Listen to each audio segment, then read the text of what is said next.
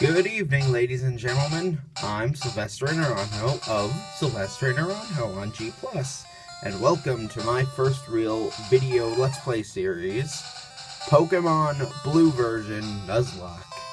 So, a little bit of background. On my page for a little while, since February of the beginning of the year, I have actually been doing I've been doing a series of Nuzlocke blog posts. I have one for red version and leaf green version, and I decided that, hey, I should do one for blue version too.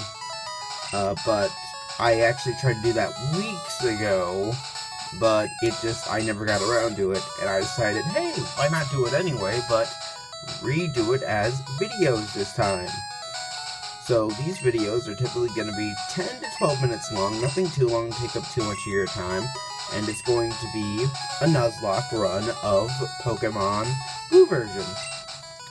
So, how is this going to be a little bit different than other Nuzlockes? Because it is going to be a little bit different. Well, I have the same basic rules. First, I'm only allowed to catch one Pokémon in each area that I visit, with some exceptions. 2, if a Pokemon of mine faints, it dies, and I have to release it. And 3, I have to nickname every Pokemon I get. So I do have some stipulations of my own. So the first stipulation is when a Pokemon dies, if I have a rare candy on hand, because, you know, they're rare candies and hard to come by normally, you also cannot buy them in shops, I will use a rare candy, if I have one on hand, when a Pokemon dies, to revive it. As for items like Max Repels, which you also can't buy in stores, I won't use those. I'll sell those.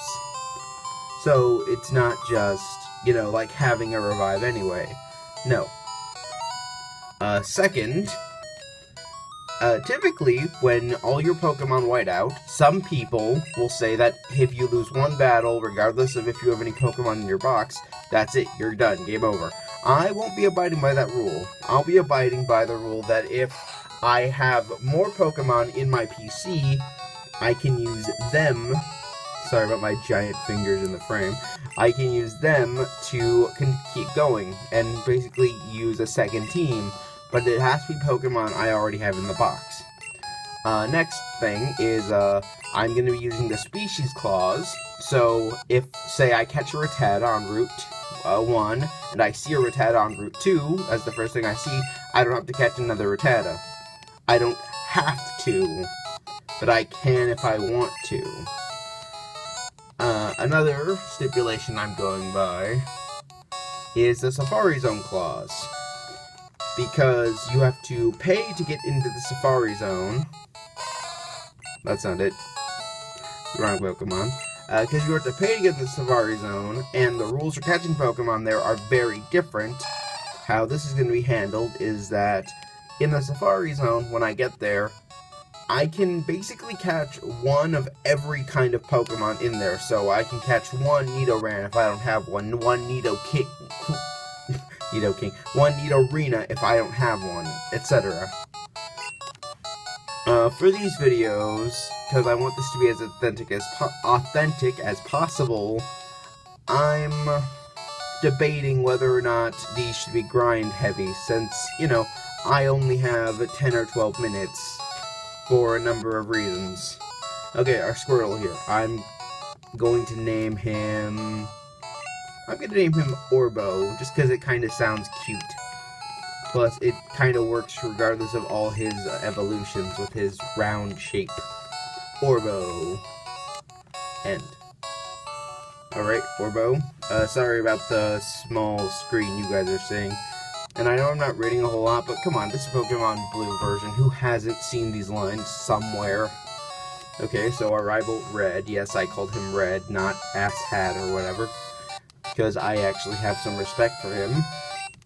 And here we are, our first battle. So, if I lose this, then runs over, first video goes up, That's it, bye. But that's not gonna happen. Because I'd like to say that I'm fairly good when it comes to Pokemon. So we're gonna open up with a Tail Whip. Well, for those of you who don't know, Gen 1's actually pretty different from more modern gens. Even from the Gen 3 remake, Fire Red and Leaf Green, Gen 1 is really different. EVs are different. I don't think IVs were a thing yet. I don't think. They might have been, I'm not sure. How stats work are different. Though, like, the physical special split hadn't happened yet. And a lot of types weren't introduced. Gen 1 is pretty hard. And, see, I was just talking casually and Bulbasaur went down like a bitch. Sorry, there will be some more adult words in this, but I won't take things too far. Just small scale stuff. I won't be saying anything you can't say on TV. So anyway, let's head out. Now our mission, my plan is to try and beat the game all the way through. So beat the Elite Four, but I have my doubts as to whether or not that's actually going to happen. I want to check real quick, can we... Nope, we cannot get the map from Daisy yet. Dang it, I keep pressing A1 a little too much. Okay, before... I want to at least get the Pokédex, because it's once we have the Pokédex, we have the ability to catch Pokemon. So let's talk to this guy, and you're going to give us a potion. Thank you. You can actually get a lot of free potions really early on in this game. You can get like 4 of them, which is pretty crazy actually. Like, for this early in a Pokemon game, like in Gold and Silver, you do not get you get like 2 potions for free. 2. In this game you get like 4, maybe 5 if I remember things right. Okay, so we got up here a Rattata.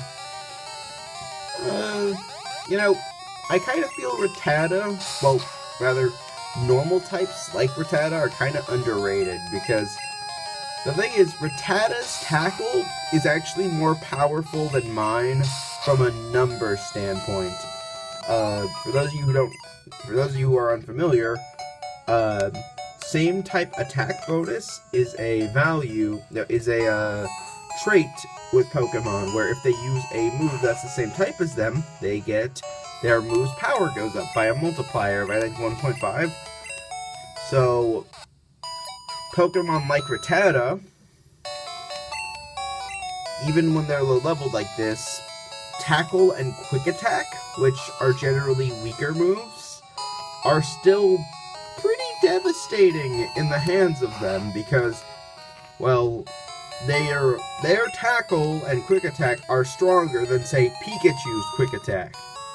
Not only because, okay, we got those parcels, not only because Pikachu's physical attack is likely less so than that of a Rattata, but also because Pikachu isn't a normal type. Alright, we're gonna go through the grass, we're gonna get some battles. I want to get this back to Professor Oak and get the Pokédex before ending this part off.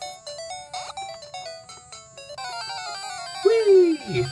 And hopefully in the next part we can get around to catching ourselves about 3 members of our team, and maybe do something else, so that might be saved for the 3rd or 4th part.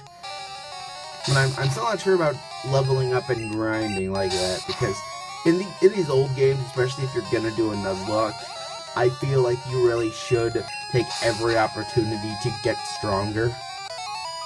I wonder if this is gonna show up in the video. My phone, which I'm using to record, just got a low battery warning.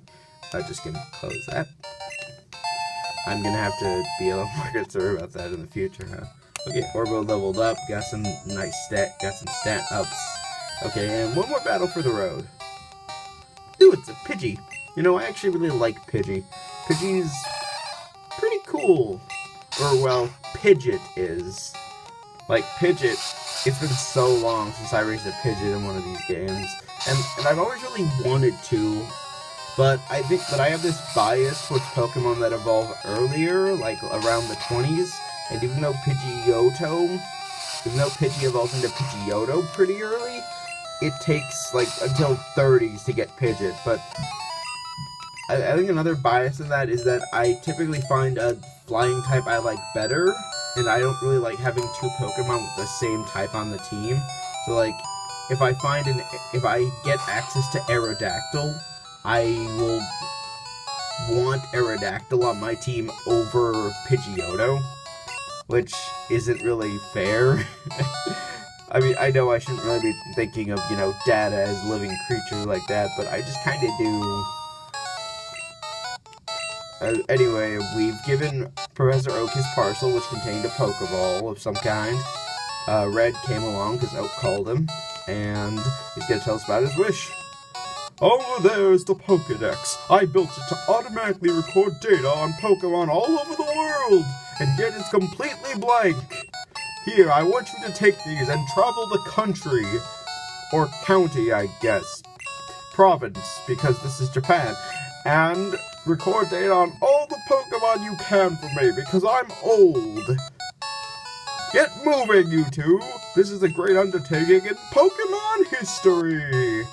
I know that sounds something like the American Oak voice, leave me alone. Wonderful! I mean, I guess I could do this when talking like Professor Oak, but I really don't want to! So anyway, Gary's talking about the town map, and in the next part, we are going... Sorry about the audio here. Let me try to fix this. Easy.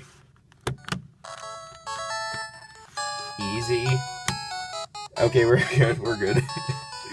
Oh, the joys of doing this like this. Anyway, in the next part, we are going to go back to...